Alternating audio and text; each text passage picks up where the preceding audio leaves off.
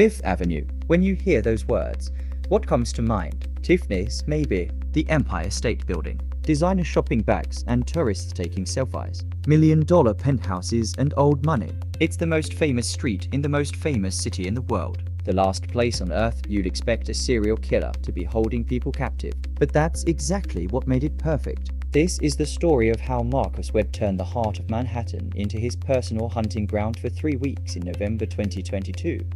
And how NYPD Detective Sarah Chun discovered that sometimes the monsters aren't hiding in dark alleys or abandoned warehouses. Sometimes they're hiding in plain sight, behind crystal chandeliers and doormen in uniforms, where nobody thinks to look. By the end of this, you'll never walk past a luxury building the same way again, because you'll wonder what's really happening behind those windows, who's screaming where nobody can hear them. November 1st, 2022.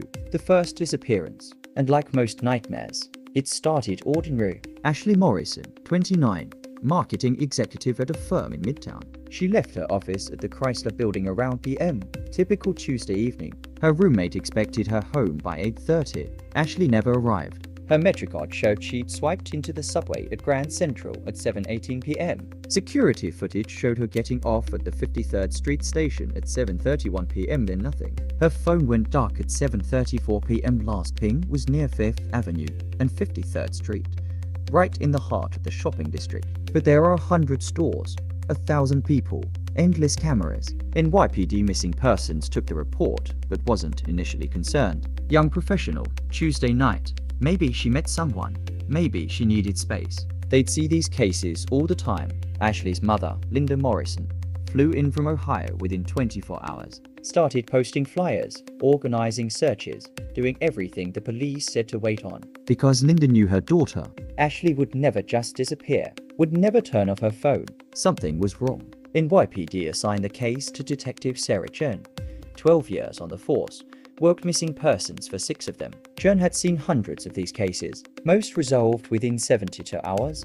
People came home, had an explanation, but something about Ashley's disappearance bothered her. The phone going dark so suddenly. No credit card activity. No SOC. 7:33 p.m. Ashley Morrison walking north on 5th Avenue. Shopping bags in hand, she'd clearly made stops after work. She passed by the entrance to an apartment building.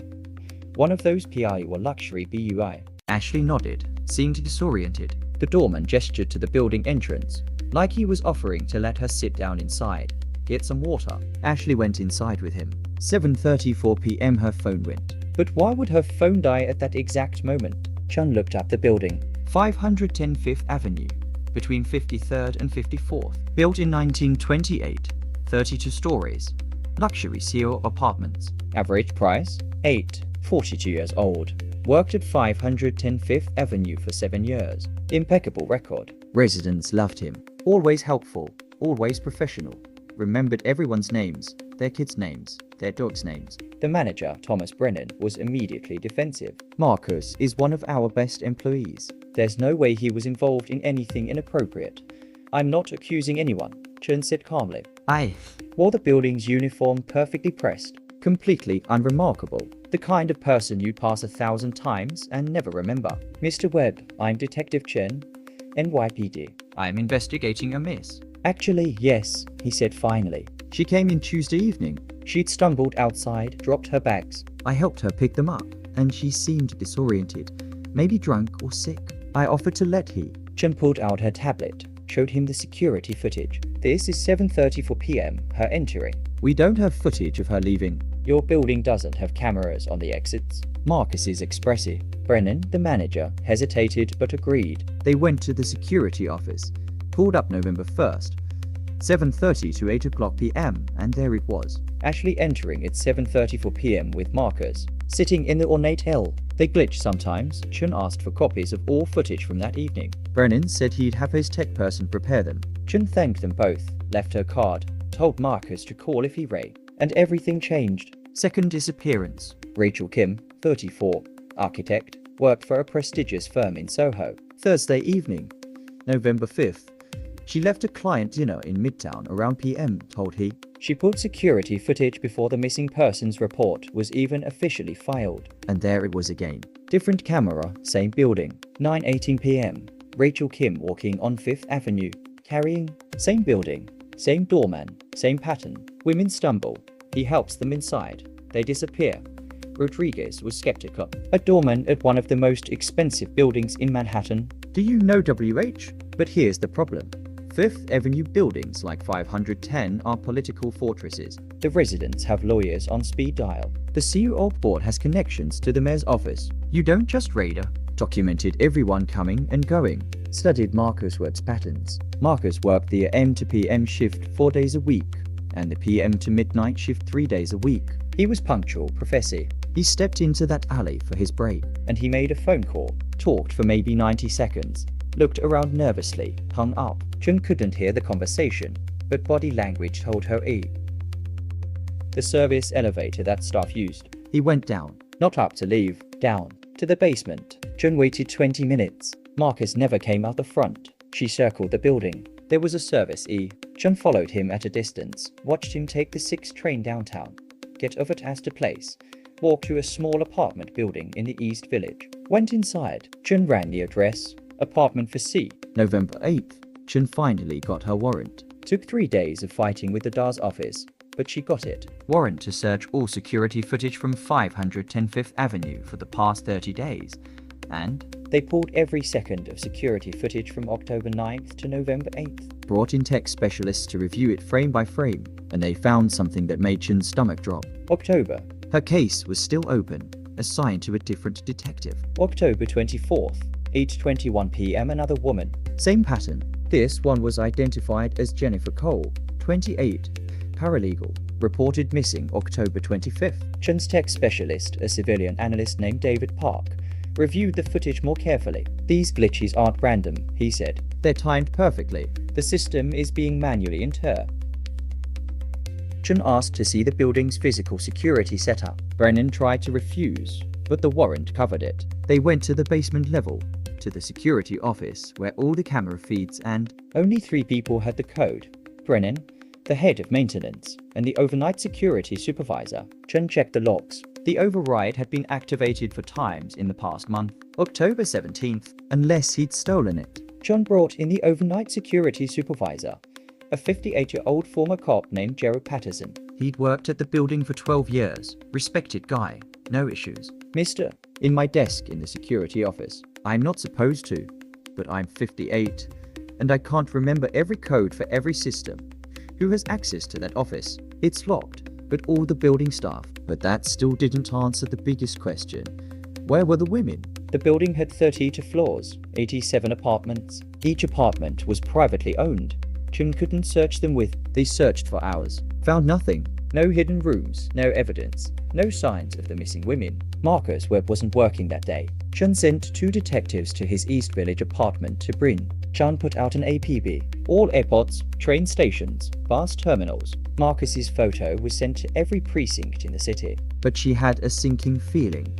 Marcus knew they were closing in. He'd run. And 87 apartments. Basement, sub-basement, mechanical systems. Where could you hide 4 people in a building where hundreds of residents and staff moved through every day? And then it hit her. These spaces are often forgotten, sealed off, not even included in modern building plans. Chun called her lieutenant at 3:30 a.m.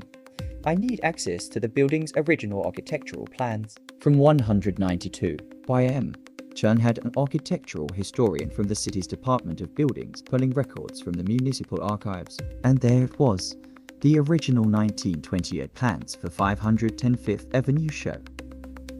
The current building plans showed the sub-basement as sealed and unused, but what if it wasn't? Chun got an emergency warrant by a.m.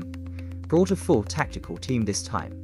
Yesu Emergency Service. But the 1928 plans showed a stairwell in the basement that led down. They found the stairwell behind a false wall in a storage room. Someone had drywalled over the entrance decades ago, but recently. At the bottom, they found a steel door, locked from the outside with a commercial padlock. They cut it off. Behind the door was a nightmare. The sub-basement had been converted into a series of rooms, chained to a radiator. Malnourished, dehydrated, but alive. She'd been down there 8 days. Rachel Kim was in the second room, alive. Same condition. 4 days in captivity. Melissa Rodriguez in the... Chun had seen a lot in 12 years with NYPD, but the sound those women made when they realized they were being rescued. It was something she'd never forget.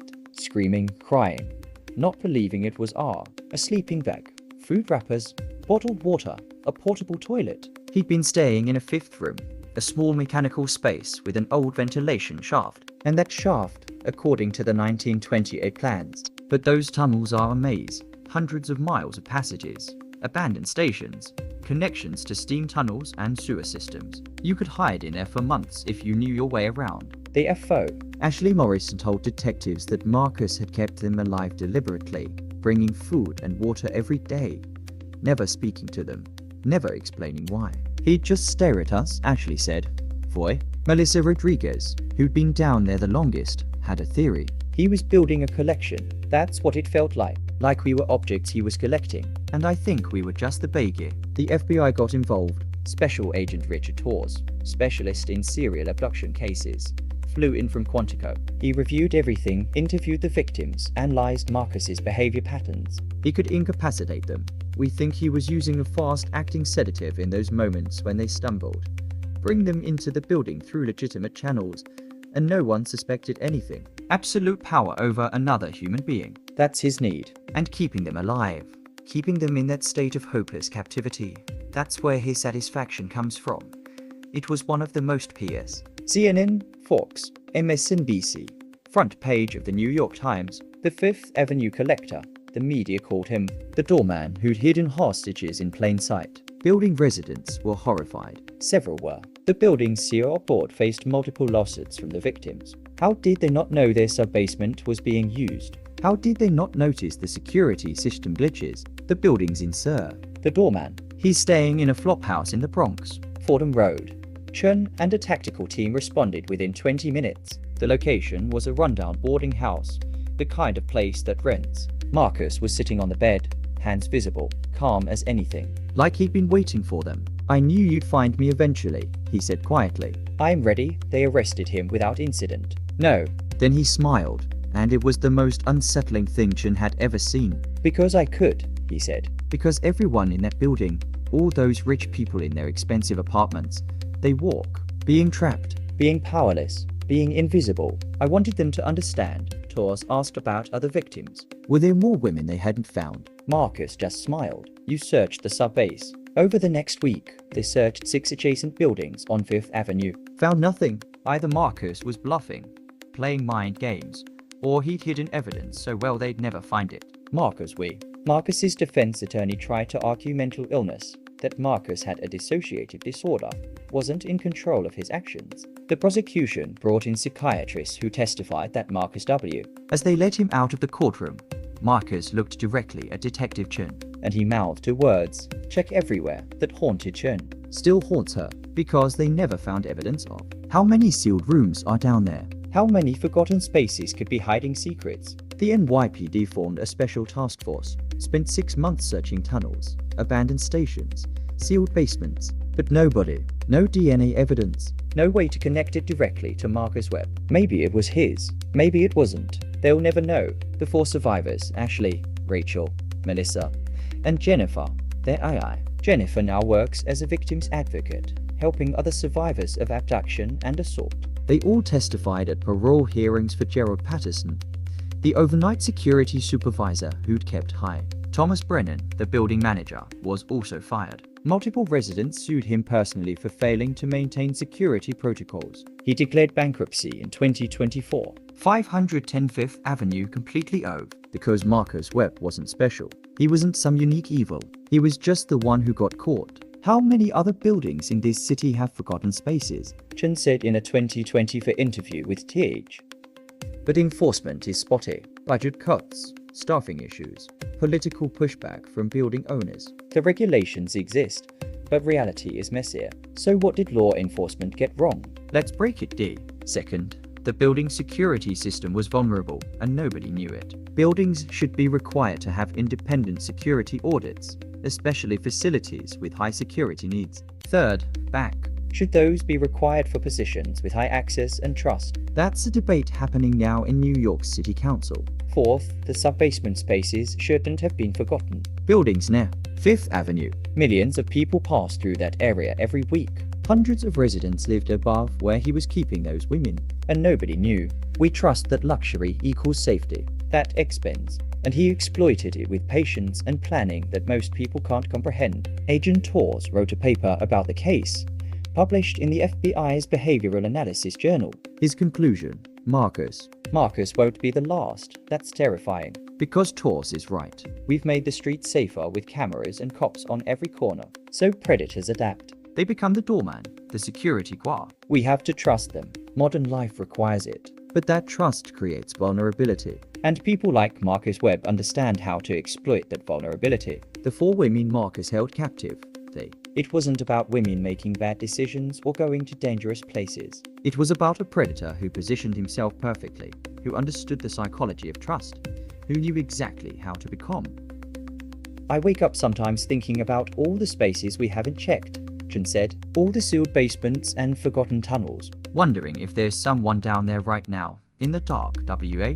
And according to guards, he's the model prisoner. Polite, quiet, reads constantly. Just like he was the model employee at 510 Fifth Avenue. Because that's who Marcus is. Patient, controlled, always PL. One paragraph has been quoted over and over. Everyone thinks they're safe in their luxury buildings with their doormen and their security systems. But safety is an illusion. There are invisible space. And maybe take the stairs instead of talking to the doorman. Because you never really know who's holding the door open for you. And you definitely don't know what's beneath your feet.